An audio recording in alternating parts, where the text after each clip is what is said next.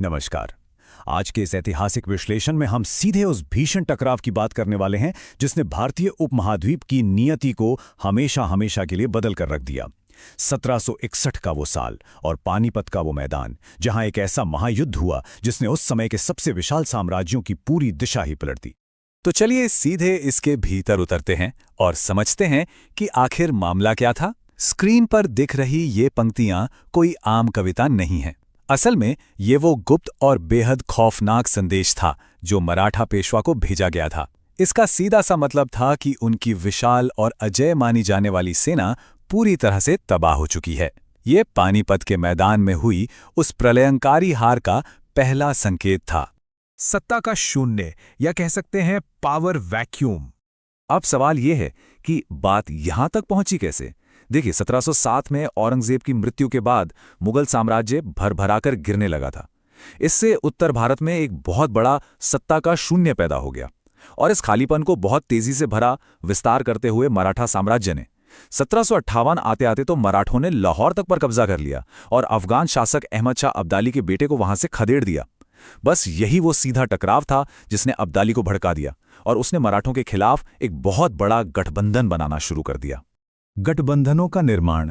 आइए उस कूटनीति पर नजर डालते हैं जिसने युद्ध शुरू होने से पहले ही ताकत के पल्ले को एक तरफ बहुत ज्यादा झुका दिया था। यहां आप सैन्य शक्ति का वो भारी असंतुलन साफ देख सकते हैं। एक तरफ अहमद शाह अब्दाली का सुसंगठित गठबंधन था जिसमें रोहेला, अफगान और अवध के शुजा उद्दौला शामिल थे। इस गठबंधन ने अब्दाली को जबरदस्त आर्थिक और सैन्य मजबूती दी। वहीं दूसरी तरफ क्या था, सदाशिवराव भाऊ के नेतृत्व में मराठा सेना, जो अपने घरेलू दक्कन बेस से मीलों दूर उत्तर भारत में बिल्कुल अलग थलग पड़ गई थी और बिना किसी स्थानीय सैन्य सहयोग के एकदम अकेले मैदान में खड़ी थी। अब यहाँ जहन में एक बहुत ही अहम सवाल आता है कि उत्तर भारत की क्षेत्रीय शक्तियों ने मराठों का साथ आखिर दिया क्यों नहीं। सच कहूं तो ये कुछ कूटनीतिक और सामरिक चूकों का नतीजा था। राजपूत भारी करों और अपने आंतरिक मामलों में मराठों की दखलंदाजी से नाराज थे। सिखों ने भी दूरी बना ली क्योंकि मराठों ने पंजाब में किसी सिख नेता के बजाय एक मुगल अधिकारी अधीना बेग को गवर्नर बना दिया था। और जाट राजा सूरजमल ने अपना समर्थन इसलिए वापस ले लिया क्योंकि एक तो मराठों ने दिल्ली पर उनका अधिकार नहीं माना और दूसरा युद्ध क्षेत्र में महिलाओं और नागरिकों की भीड़ को साथ न लाने की उनकी बेहद व्यवहारिक सलाह को पूरी तरह नजरअंदाज कर दिया गया था। भुखमरी की नाकाबंदी। जब ये दोनों विशाल सेनाएं दिल्ली के पास आमने सामने आईं तो एक खामोश लेकिन बेहद घातक युद्ध शुरू हो गया। अब यहां जो बात वास्तव में दिलचस्प है वो है अब्दाली की ये चाल। इस नक्शे में देखिए कैसे अब्दाली ने बागपत के पास बड़ा ही दुस्साहसी कदम उठाते हुए यमुना नदी को पार कर लिया। इस एक चाल से उसने पूरी बाजी पलट दी। मराठा शिविर अपने दिल्ली बेस से पूरी तरह कट गया और पानीपत में पूरी तरह से ब्लॉक हो गया। जरा सोचिए इसका नतीजा क्या हुआ होगा। पूरे 2 महीने तक एक भयानक नाकाबंदी चली। अफगानों की सप्लाई लाइन बेहतरीन थी, लेकिन लगभग 2.5 से 3 लाख लोगों वाला मराठा शिविर गंभीर भुखमरी का शिकार होने लगा। राशन पूरी तरह से खत्म हो गया और हर दिन हजारों की संख्या में मवेशी और घोड़े तड़प तड़प कर मरने लगे। भुखमरी से मरने के बजाय आइए युद्ध में लड़ते हुए मरे। 13 जनवरी 1761 को मराठा सैनिकों की अपने सेनापति से की गई ये अपील उस वक्त की पूर्ण हताशा को बयां करती है। महीनों की भुखमरी और कड़ाके की ठंड से कमजोर हो चुके मराठों के पास अब कोई और विकल्प ही नहीं बचा था। उन्हें हर हाल में सुबह होने से पहले एक अंतिम करो या मरो के हमले के लिए शिविर से बाहर निकलना ही था। युद्ध भूमि का टकराव। चलिए अब 14 जनवरी 1761 की उस खूनी सुबह पर चलते हैं जो 18वीं सदी के सबसे भयानक युद्ध की गवाह बनी। और ये दृश्य उस दिन की अराजकता और भयंकर मारकाट को बहुत ही शानदार ढंग से दर्शाता है। 1.25 लाख से ज्यादा सैनिक युद्ध के मैदान में एक दूसरे के खून के प्यासे हो रहे थे।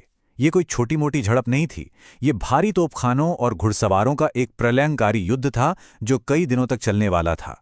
यहां आप दोनों सेनाओं की रणनीति और क्षमता का एक बहुत बड़ा अंतर देख सकते हैं।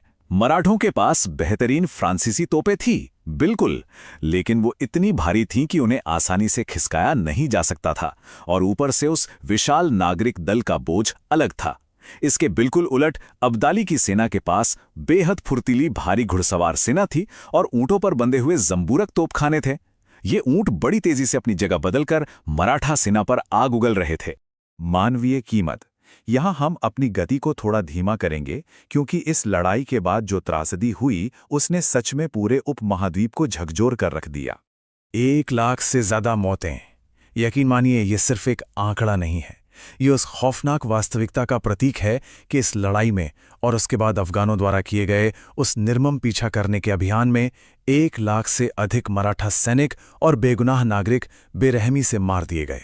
इस बर्बरता को समझने के लिए जरा युद्ध के अगले दिन का ये चश्मदीद विवरण सुनिए, जिसे काशीराज पंडित ने दर्ज किया था। वो लिखते हैं कि हर तंबू के सामने कटे हुए सिरों का ढेर था। ये ठंडे खून से किए गए सामूहिक नरसंहार की एक ऐसी रोंगटे खड़े कर देने वाली तस्वीर है जो बताती है कि हथियार शांत हो जाने के बाद भी मौत का तांडव रुका नहीं था। और बात सिर्फ हत्याओं तक सीमित नहीं रही। मराठा सेना के साथ इस उत्तरी अभियान में जो तीर्थयात्री और नागरिक दल आया था, उसका अंजाम और भी बुरा हुआ। 22,000 से ज्यादा महिलाओं और बच्चों को बंदी बना लिया गया और उन्हें अमानवीय स्थितियों में गुलाम बनाकर अफगानिस्तान और उत्तर भारत के बाजारों की तरफ धकेल दिया गया। भारतीय इतिहास को नया आकार देना। तो यहाँ सबसे महत्वपूर्ण बिंदु ये है कि कैसे पानीपत की उस एक दिन की लड़ाई ने आने वाले कई दशकों के लिए पूरे उपमहाद्वीप की नियति लिख दी। इसके भू राजनीतिक परिणाम बहुत व्यापक थे। मराठों की इस हार ने उत्तर भारत में उनके बढ़ते रथ को पूरे 1 दशक के लिए रोक दिया। पुणे की केंद्रीय सत्ता कमजोर हो गई और सबसे बड़ी बात, मराठों के अजय होने का जो भ्रम था वो पूरी तरह टूट गया। मराठों के पीछे हटने से जो शक्ति का खालीपन पैदा हुआ, उसने सिख और जाट जैसी स्वतंत्र क्षेत्रीय शक्तियों को फिर से सिर उठाने का मौका दे दिया। चलिए देखते हैं कि ये कड़ियां आगे कैसे जुड़ती हैं। पहला चरण, मुगल सत्ता इस वक्त तक पहले ही नाम मात्र की रह गई थी। दूसरा चरण, इस युद्ध ने मराठों को इतना कमजोर कर दिया कि उन्हें वापस दक्षिण लौटना पड़ा। और तीसरा चरण, भारत की देसी शक्तियों की इसी आपसी टूट-फूट ने मानो ब्रिटिश ईस्ट इंडिया कंपनी के लिए लाल कालीन बिछा दिया। उन्होंने इस अवसर का पूरा फायदा उठाया और बक्सर युद्ध के बाद उनकी पकड़ और भी मजबूत हो गई। जाते जाते जरा इस ज्वलंत सवाल पर विचार कीजिएगा। अगर 1761 में मराठों ने जाटों, राजपूतों और सिखों के साथ सही रणनीतिक गठबंधन कर लिया होता तो क्या होता? अगर अंग्रेजों का सामना एक टूटे हुए, बिखरे हुए भारत के बजाय एक एकजुट और शक्तिशाली मराठा साम्राज्य से होता, तो आज हमारे आधुनिक भारत की तस्वीर कितनी अलग होती। इस विश्लेषण से हम साफ समझ सकते हैं कि कैसे इतिहास का एक पल पूरे भविष्य की दिशा तय कर सकता है। इस ऐतिहासिक सफर में मेरे साथ जुड़ने के लिए आपका बहुत बहुत धन्यवाद।